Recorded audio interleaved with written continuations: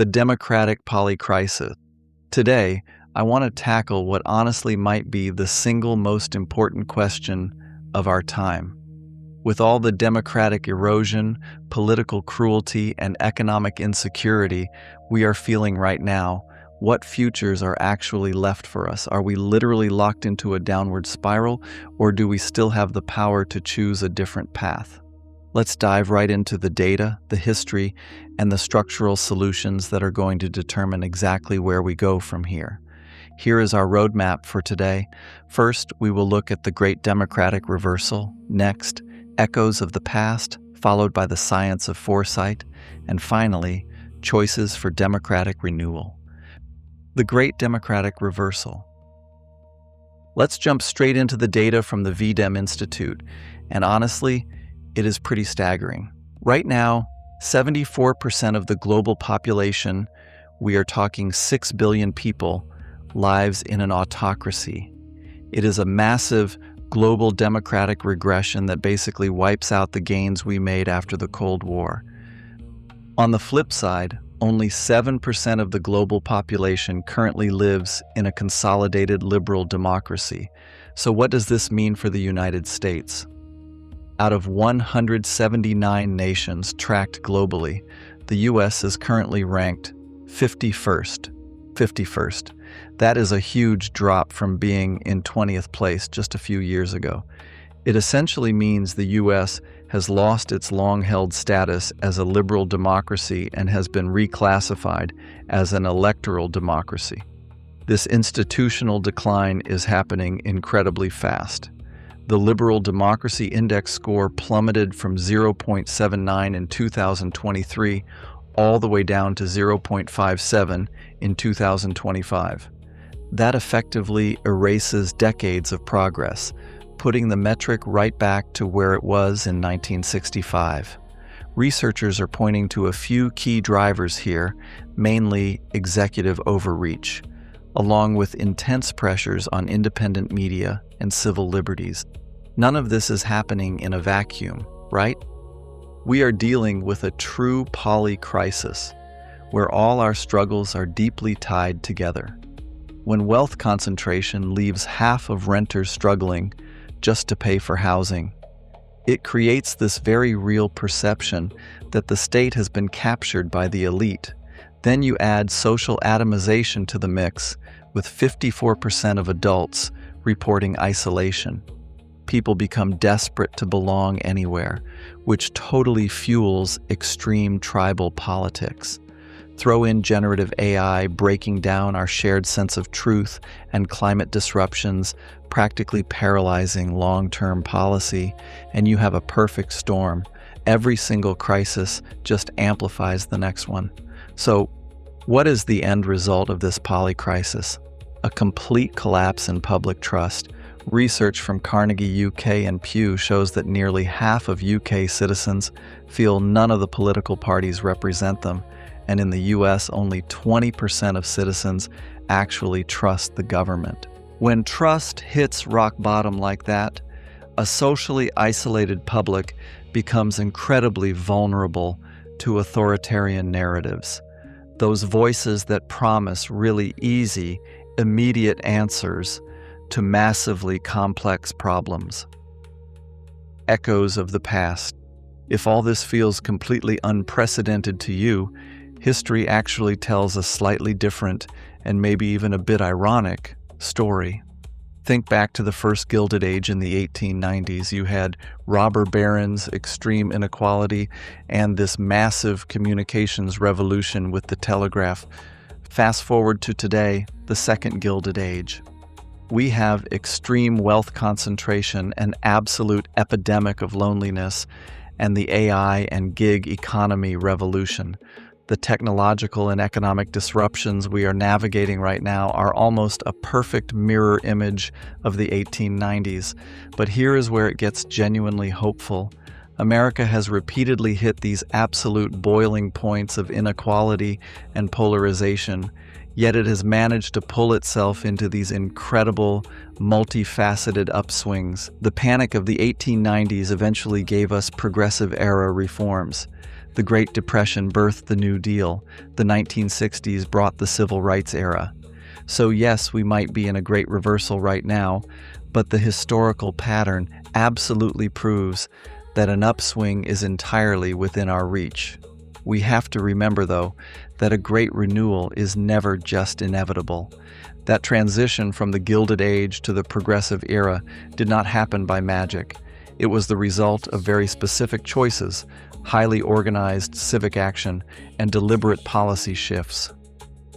The science of foresight. So how do we actually go about making those choices today?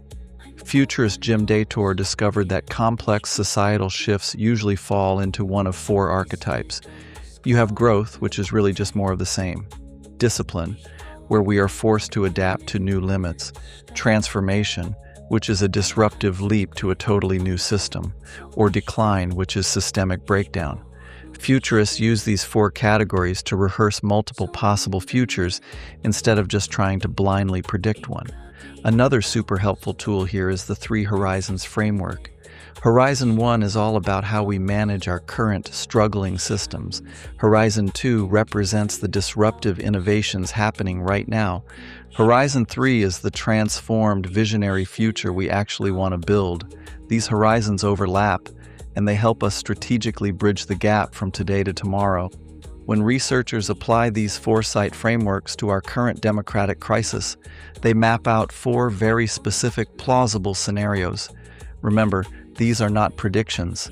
They are potential destinations determined entirely by the actions we take right now. Path 1 is continued deterioration. Think of this as the do-nothing scenario. Polarization totally paralyzes our systems. Crucially, AI-generated misinformation just runs unchecked. Studies actually show major AI platforms can answer voter queries incorrectly up to 56% of the time. In this future, hallucinated data completely fractures our shared sense of reality, while economic insecurity just keeps climbing. Path 2 is authoritarian consolidation. This scenario reflects a growing global trend where democratic mechanics are basically manipulated to lock in concentrated power. Executive branches bypass gridlocked legislatures, vital checks and balances are dismantled, and independent journalism faces severe suppression. Then there is Path 3, unstable repair. In this scenario, we manage to halt the immediate decline by implementing purely technocratic fixes to our voting systems.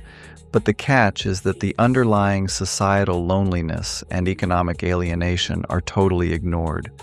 Because the root causes are not addressed at all, public trust stays desperately low, and that leaves the system highly vulnerable to yet another populist backlash. Finally, we have Path 4, humane democratic renewal.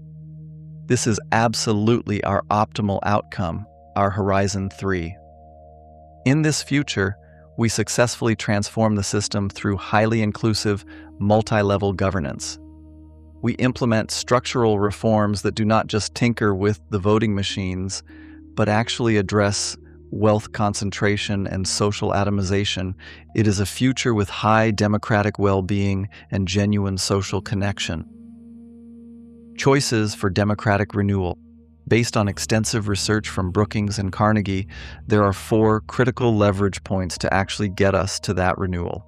First, establishing independent election commissions to completely remove partisan bias from our voting mechanics. Second, deploying ranked choice voting and open primaries. This is huge because it rewards candidates who build broad consensus rather than just appealing to narrow extremes.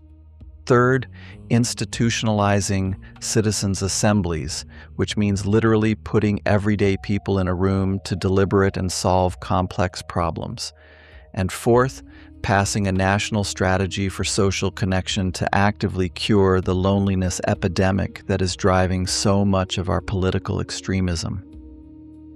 Alongside those structural reforms, we absolutely have to actively defend our information space. We must fiercely protect independent journalism and whistleblowers. We need strict transparency and accountability in AI development to prevent algorithmic poisoning, and we have to combat the algorithms that literally optimize for our outrage. Having a shared understanding of facts is not just a luxury, it is a non-negotiable prerequisite for any functioning democracy. It all really comes down to this one core idea: inclusive, multi-level governance and citizen participation are no longer optional. They are a core function of effective and resilient governance.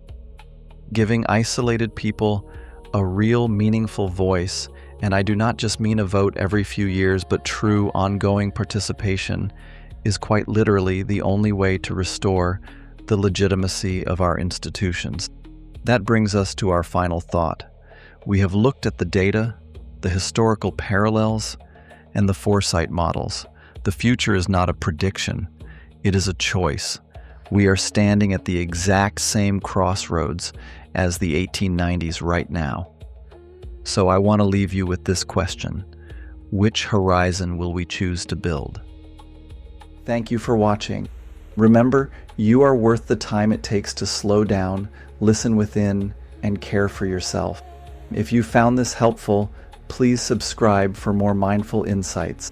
Until next time, take gentle care of yourself.